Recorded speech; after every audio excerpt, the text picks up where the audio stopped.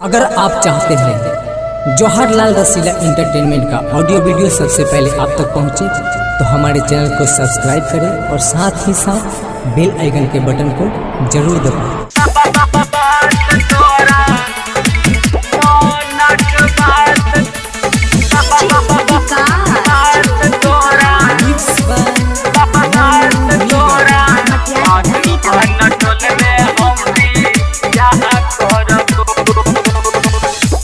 करे से हमाहू शादी करब दूसरा से शादी करब ही तो मर जेबो। करे से हमाहू शादी करब दूसरा से शादी करब ही तो मर जेबो। मनक बात तोरा के ना हम कहबो। जुल्फी वाला छौरा से भी यहाँ करबो। मायके मनक बात तोरा के ना हम कहबो। मधुबन टोल में हम भी यहाँ करबो।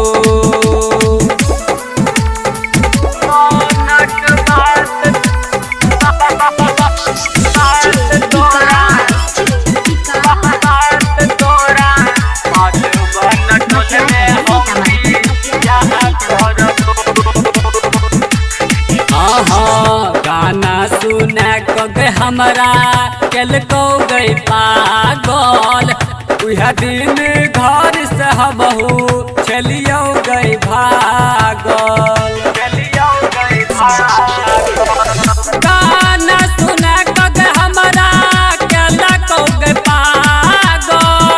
उह दिन घर से हमहू चलियो गई भागल। भल ही कैट जेबो भल ही मर जेबो। अब नहीं करो हम बात सुनबो।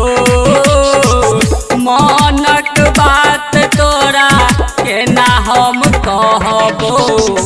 रिम झिम केस वाला सभी यहाँ करबो। मायके मनक बात तोरा के ना हम कहबो। मधुबन टोल में हम भी यहाँ करबो।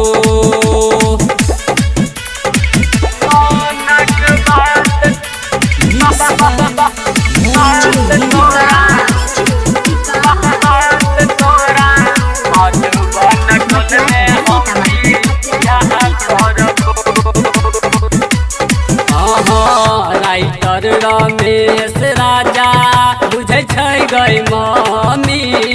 मोनू निगम सब कहे गई मम्मी।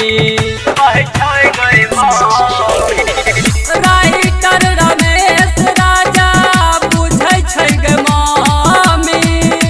मोनू निगम सब कहे गई मम्मी। मनोज नीरज से हम शादी न करबो। कबही त जहर घैरा हम पीबो। मनक बात तोरा के ना हम कहबो। जवाहर रसीला से भी यहाँ करबो। मायके मनक बात तोरा के ना हम कहबो। मधुबन टोल में हम भी यहाँ करबो। करे से हमहू शादी करब दूसरा से शादी करब ही तो मर जेबो।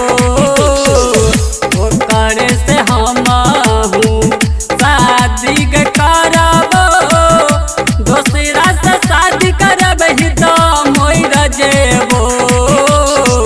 मनक बात तोरा के ना हम कहबो। जुल्फी वाला छौरा से भी यहाँ करबो। मायके